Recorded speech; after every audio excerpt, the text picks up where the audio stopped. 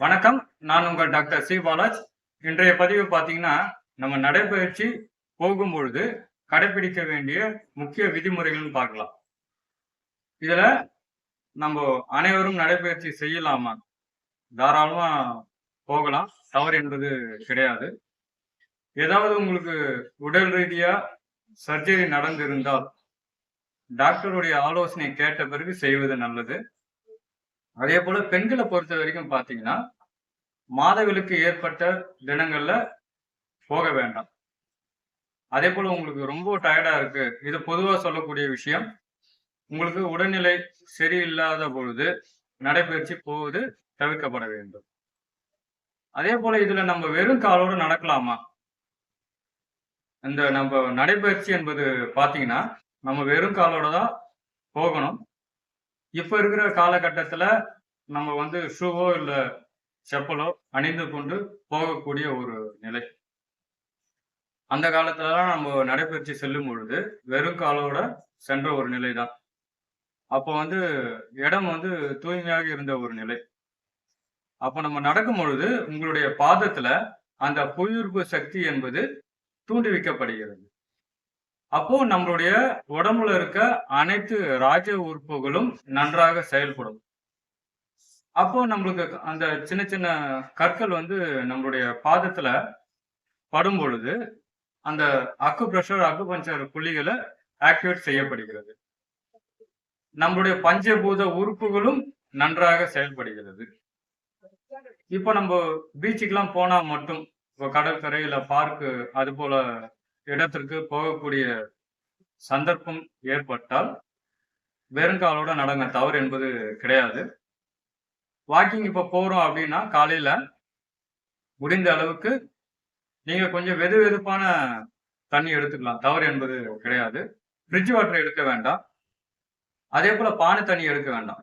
சாதாரண ரூம் டெம்பரேச்சர்ல இருக்கிற தண்ணி எடுத்தாலே போதும். ஒரு 250 இல்ல 300 எம்எல் தண்ணி எடுக்கலாம். தவறில்ல. காலையில தூங்கி எழுந்த உடனே 1 லிட்டரோ இல்ல 2 லிட்டரு நீர் அருந்துவது தவறான ஒரு விஷயம். நீங்க நடைப்பயிற்சி போறீங்கன்னா, இப்போ உதாரணத்துக்கு நம்ம ஒரு 1/2 மணி நேரம் இல்ல 3/4 மணி நேரம் போறோம் அப்படின்னா, அத ஒரு 6 பாகமா நீங்க பிரிக்கலாம். தவறில்ல. உங்களுக்கு எந்த ட்ரெஸ் கோடு புடிச்சிருக்கோ அத அணிந்து கொள்ளலாம். தவறு என்பது கிடையாது. அதுக்குன்னு ரொம்ப டைட்டாலாம் போட வேண்டாம். இதுல நம்ம நடைப்பயிற்சி போகும்பொழுது, செல்போன் பயன்படுத்த வேண்டாம். அது தவறான ஒரு விஷயம் பார்க்கலாம். நடைப்பயிற்சி சென்று கொண்டு இருக்கும் பொழுது, தயவுசெய்து தண்ணி குடிக்க வேண்டாம். அதேபோல போகும்பொழுது ஒரு சிலர் பார்த்தீங்கன்னா, காலையில அந்த இளநீர் குடிக்கக்கூடிய ஒரு பழக்கம் இருக்கு. அது தவிர்க்கப்பட வேண்டும். எல்லா வயது நபர்களும் போலான்னா போலாம். தவறில்ல. அது உங்களுடைய வயது வரம்பை பொறுத்து அமையக்கூடிய ஒரு விஷயம். உங்களுக்கு இப்ப ஏஜ் அதிகமா இருக்கு அப்படின்னா, உங்களுக்கு எந்த அளவுக்கு நடக்க முடிகிறதோ, அந்த அளவுக்கு நடங்க போதும். ஒரு நாளைக்கு நான் 5 கிலோமீட்டர் நடக்கலாமா? 10 கிலோமீட்டர் நடக்கலாமா? அதெல்லாம் தவறான ஒரு விஷயம். முடிஞ்ச அளவுக்கு 3லிருந்து ஒரு 5 கிலோமீட்டர் நடக்கலாம். ஒரு 1/2 மணி நேரத்திலிருந்து ஒரு 3/4 மணி நேரம் போகலாம். தவறில்ல. வயது எனக்கு ரொம்ப அதிகமா இருக்கு அப்படின்னா, ஒரு 20 நிமிடம் நடக்கலாம். தவறில்ல. ஒரு 3 கிலோமீட்டரோ இல்ல 2 கிலோமீட்டரோ செல்வது நல்ல ஒரு விஷயம். எடுத்த உடனே நம்ம வேகமா நடக்கணுமா? அப்படிலாம் இல்ல. சாதாரணமா நடங்க. அதாவது நீங்க நடக்கக்கூடிய நிலையில சாதாரணமா நடக்கலாம். அதன் பிறகு கொஞ்சம் நீங்க நடக்கக்கூடிய நிலைய சற்று மாற்றலாம். அதன் பிறகு கொஞ்சம் வேகப்படுத்தலாம். அதுக்குன்னு ரொம்ப ஃபுல் ஃபாஸ்ட்டாலாம் நடக்கணும்னு அவசியம் இல்ல. அதேபோல கைகள் ரொம்ப வீசி நடக்கணும்னு அவசியம் கிடையாது. உங்களுடைய உடல்நிலை எவ்வாறு இருக்கிறதோ, அதற்கு தகுந்தாற்போல் செயல்படுவது நல்லது. மத்தவங்க வேகமா நடக்குறாங்க, நம்ம வேகமா நடக்கலாமா? நம்மளால நடக்க முடியலையேன்ற ஒரு கவலை மேற்கொள்ள வேண்டாம். உங்களுடைய உடல் அமைப்பு, அதாவது நம்மளுடைய சில நோய்கள் ஏற்பட்டிருக்கலாம். சில காரணங்களால சில பாதிப்புகள் ஏற்பட்டிருக்கலாம். நம்மளுக்கு மூட்டு வலி இருக்கலாம், இல்ல உடல் பருமன் அதிகமா இருக்கக்கூடிய ஒரு சூழ்நிலை இருக்கலாம். பிபி அதிகமா இருக்கலாம்.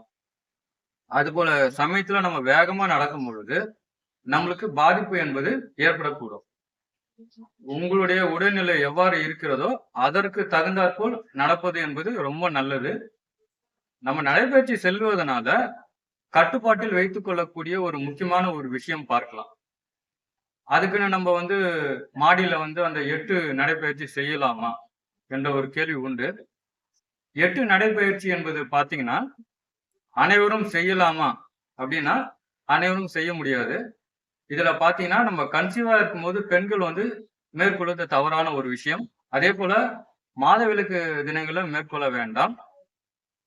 இதுல நம்ம மூட்டு வலி இருக்கு, இல்ல உடம்புல எதனா ஒரு பிரச்சனை இருக்கு, வயது முதிர்ந்தவர்கள், ஹார்ட் ப்ராப்ளம் இருக்கு, பிபி இருக்கு, அதுபோல பிரச்சனைகள் இருக்கும்பொழுது அந்த 8 நடைப்பயிற்சி என்பது செய்ய வேணாம். நீங்க அதற்கு பதில் பார்த்தீங்கன்னா, சாதாரணமா நான் நடக்கிற அந்த நடைப்பயிற்சியை மேற்கொள்வது என்பது சரியான ஒரு விஷயம் பார்க்கலாம். அந்த 8 நடைப்பயிற்சி என்பது வந்து பார்த்தீங்கன்னா, எல்லாருக்கும் சாத்தியமான்றது எல்லாரெல்லாம் பயன்படுத்த முடியாது. அதற்கு சில விதிமுறைகள் என்பது உண்டு. அதேபோல நம்ம வாக்கிங் போயிட்டு வந்த பிறகு, உடனே நம்ம வந்து குளிக்கலாமா? உணவு எடுக்கலாமா? என்பது தவறான ஒரு விஷயம். ஒரு 20 நிமிடம் சென்ற பிறகு, நீங்க உணவு எடுப்பதோ, இல்ல குளிப்பதோ வைத்துக் கொள்ளலாம். தவறு என்பது கிடையாது. ரொம்ப டயர்ட் ஆகுற போல வாக்கிங் போக வேண்டாம். எனக்கு ரொம்ப வேர்த்து ஊத்துது, அதேபோல ரொம்ப டயர்ட் ஆகுது, உடம்பு ரொம்ப சோர்ந்து போற நிலையிலலாம் நம்ம வாக்கிங் என்பது மேற்கொள்ள வேண்டாம். உங்களுடைய உடல்ல எப்படி உங்களுக்கு தாங்கக்கூடிய நிலை இருக்கிறதோ, அந்த நிலைக்கு சென்றாலே போதும். இது முக்கியமா நம்ம கவனிக்கக்கூடிய ஒரு விஷயம். வாக்கிங் போகும்பொழுது, கூட வந்து ஒரு 4, 5 பேரு அழைத்துக் கொண்டு செல்வது, அதேபோல மற்றவர்களோட உரையாடிக் கொண்டு செல்வது, இது வந்து தவிர்க்கப்பட வேண்டும். நீங்க வாக்கிங் போனா கூட ஒரு 4, 5 பேர் கூட போனா கூட, நீங்க நடக்கும் பொழுது உங்களுடைய உடலுடைய அசைவை கவனிக்க வேண்டும். நம்மளுடைய உடல்ல இருக்கிற ஆர்கன் எவ்வாறு செயல்படுகிறது? நுரையீரல் எவ்வாறு செயல்படுகிறது? இருதயம் எவ்வாறு செயல்படுகிறது? நம்ம நடக்கும் பொழுது நம்மளுடைய உடல்ல இருக்கிற அங்கம் செயல்பாட கண்டிப்பா கவனிக்கணும். ஏதோ நம்ம நடக்கிறோன்ற ஒரு காரணத்துக்காக நடந்து கொண்டு வேடிக்கை பார்ப்பதோ, இல்ல செல்போனு பாட்டு கேட்டு செல்வதோ, இதெல்லாம் தவறான ஒரு விஷயம். நீங்க வாக்கிங் செல்லும் பொழுது, நடுவுல இடையில எந்த ஒரு உணவும் எடுக்க வேண்டாம். இத கவனிக்கணும். அதேபோல வீட்டுக்கு வந்த பிறகு உங்களால முடிஞ்சா ஒரு 20 நிமிடம் கழித்த பிறகு, நம்ப குளிக்கிறதோ, இல்ல உணவு எடுப்பதோ, எடுக்கிறது தவறு இல்ல. ரொம்ப வேகமா நடப்பது தவறான ஒரு விஷயம். ஒரு சிலர் பார்த்தீங்கன்னா, ரொம்ப ஃபாஸ்ட்டா நடக்கணும்னு சொல்ட்டு, ஃபாஸ்ட் வாக்லாம் இதுல உண்டு. அதுபோல நடக்க வேண்டாம். உங்களுடைய உடல் ரீதியாக ஏதாவது சர்ஜரி நடந்திருந்தாலும் இத கவனிக்கணும். ரொம்ப வெயிட் அதிகமா இருக்கீங்க அப்டின்னா, உங்களுக்கு எப்படி முடியுதோ அப்டி நடங்க. தவறில்ல. ரொம்ப ஃபாஸ்ட்டாலாம் நடக்கணும்னு அவசியம் இல்ல. ஏன்னா, மூட்டுல வலி ஏற்படும்.